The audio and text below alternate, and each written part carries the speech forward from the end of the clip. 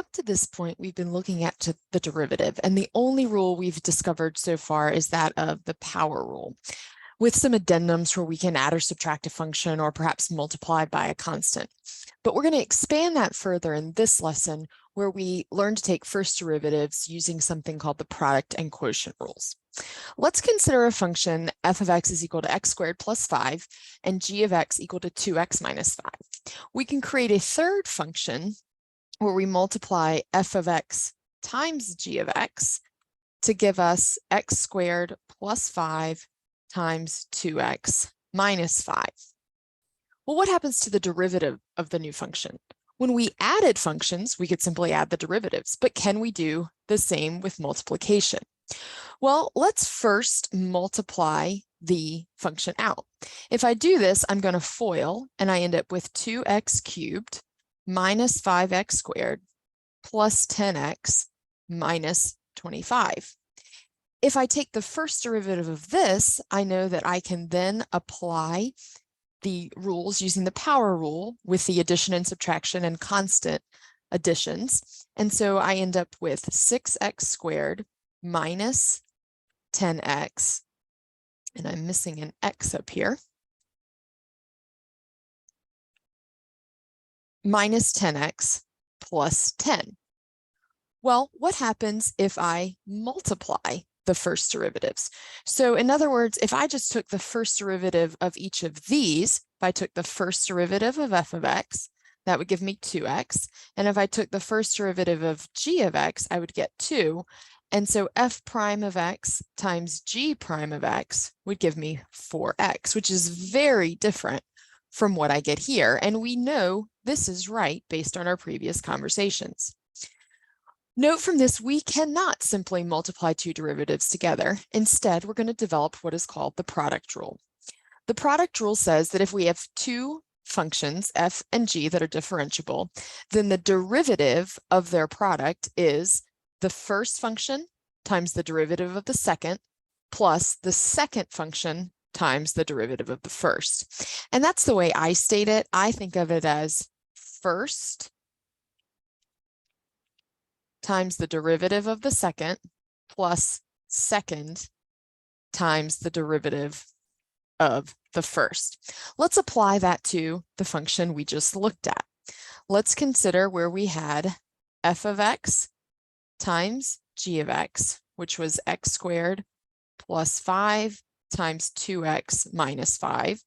And according to our product rule, we're going to do first function times the derivative of the second, which is just 2, plus the second function times the derivative of the first, which is 2x. And then if we multiply this out, we get 2x squared plus 10 plus 4x squared minus 10x.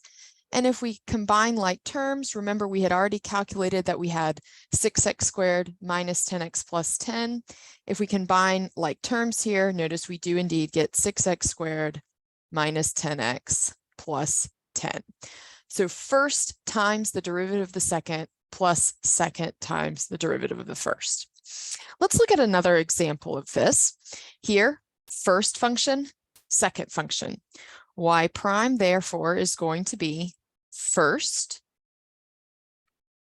times the derivative of the second, which is 3x squared minus 8, plus the second function times the derivative of the first, which is going to be 2x plus 3. We can then multiply these out. So we can multiply out our first terms here, and we get 3x to the fourth minus 8x squared plus 9x cubed minus 24x minus 3x squared plus 8. And then with our second piece here, we end up with 2x to the fourth plus 3x cubed minus 16x squared minus 24x.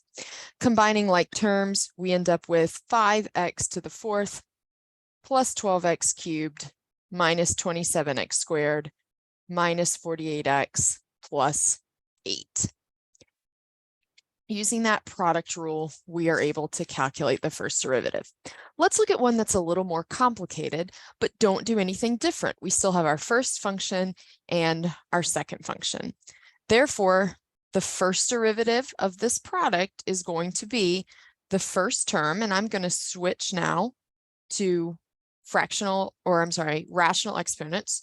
First times the derivative of the second, which is going to be 2x, plus the second, x squared plus 1, times the derivative of the first, and using our rules, power rule, we end up with 1/2 x to the negative 1/2 minus x to the negative 2. Again, if we FOIL everything out, we can choose to write these either as fractions or as radical exponents. But when we multiply this out, we can view it as the square root of x plus 1/x times 2x plus x squared plus 1 times 1/2 square root of x minus 1/x squared. And you can multiply that all out, or you can just leave it in that form. We've learned now to multiply two functions, but much like the product, it's also valuable to be able to find the derivative of a quotient. Here, if we have two functions that we're taking the quotient of, we can think of the derivative as the bottom times the derivative of the top minus the top times the derivative of the bottom over the bottom term squared. And let's look at an example. Again, we have top and bottom. The first derivative is going to be the bottom, and don't forget to use parentheses, times the derivative of the top minus the top times the derivative of the bottom over that bottom term squared. And I usually just leave it written like that unless I can see that something is going to cancel. When I multiply the top out though, I get 10x squared plus 2x minus 5x squared over 5x plus 1 squared. And then combining like terms, I end up with 5x squared plus 2x over 5x plus 1 squared. Let's look at another example where it may be helpful to use the quotient rule, but sometimes it's easier to simply multiply it out or divide like terms out first. Using the quotient rule, if I want to find the derivative here, I'm going to do bottom times the derivative of the top minus the top times the derivative of the bottom over the bottom term squared, which is just x to the 4th.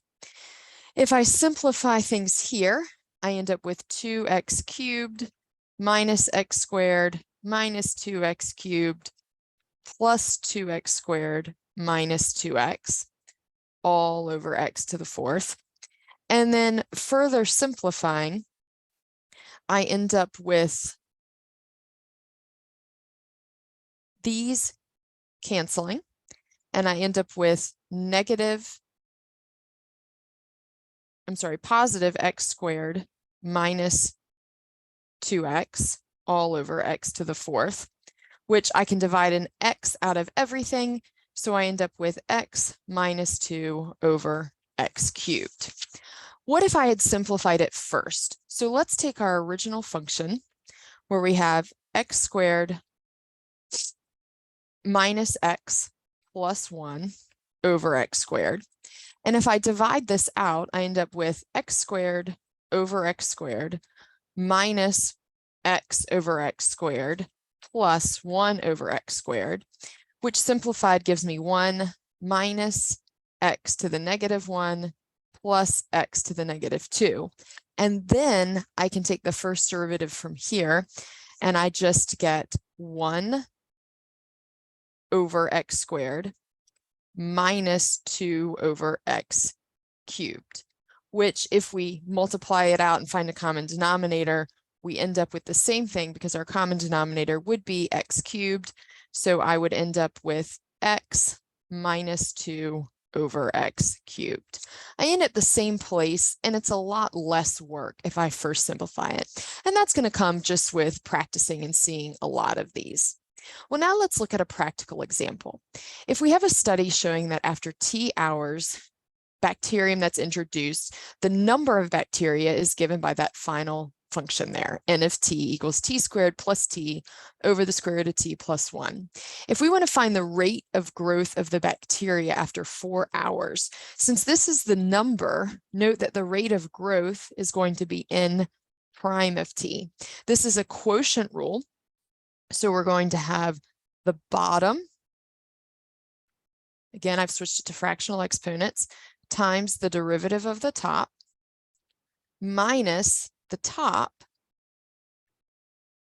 times the derivative of the bottom over the bottom term squared.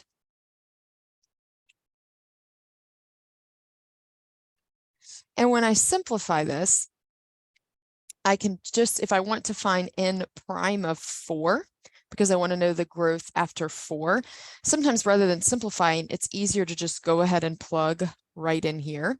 So I'll have 4 to the 1/2 plus 2 times 4 plus 1 minus 4 squared plus 4 times 1/2 4 to the negative 1/2 all over 4 to the 1/2 plus 1 squared. When I simplify this, note 4 to the 1/2 is nothing more than the square root of 4, which is 2. So I have 2 plus 1. Simplifying this part, I get 9. Minus here, I have 16 plus 4, which is 20. 20 times, this ends up to be 1/2 here. And then notice 1 over the square root of 4 is another 1/2. All over the square root of 4 is 2 plus 1 is 3 squared.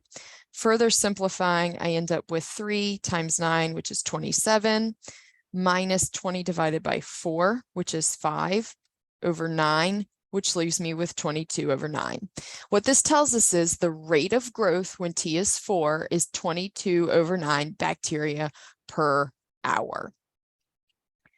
Finally, let's see how these derivatives can help us with elementary operations on functions. For example, if I'm given two functions, f and g, and I know that f of g and f of 5 equals 10 and g of 5 equals -3, and I also know the first derivatives, I can use the product and quotient rules to determine more information. Consider h of x. If I want to find the value for h of x, I want to find h prime of x. I know that h of x is f of x over g of x. This is a quotient. So the first derivative is going to be the bottom function times the derivative of the top minus the top times the derivative of the bottom over the bottom squared. I want to know this for a particular value, h prime of 5. So for h prime of 5, I'm going to plug in g of 5, which I've been told is -3, times f prime of 5, which I've been told is 1, minus f of 5, which I've been told is 10, times g prime of 5, which I've been told is 8, all over g of 5, which I've been told is -3 squared, which gives me 9. This results in -3 minus 80 over 9, or -83 over 9. For the second part, b, if h of x is f of x plus 3x times g minus 1, notice this is going to be a product. To find then h of x, I'm going to do the first term times the derivative of the second, which is g prime of x, plus the second times the derivative of the first. Again, if I want to find this value at 5, I can simply then find f of 5 plus 3 times 5 is 15 minus 1. And I already actually know that f of 5 is 10. So I can go ahead and plug my 10 in there. And know g prime of 5 is 8 plus g of 5 is going to give us -3 times f prime of 5, which is going to be 1 plus 3. And when I simplify all of this, I get 24 times 8 plus negative 3 times 4, which results in 180.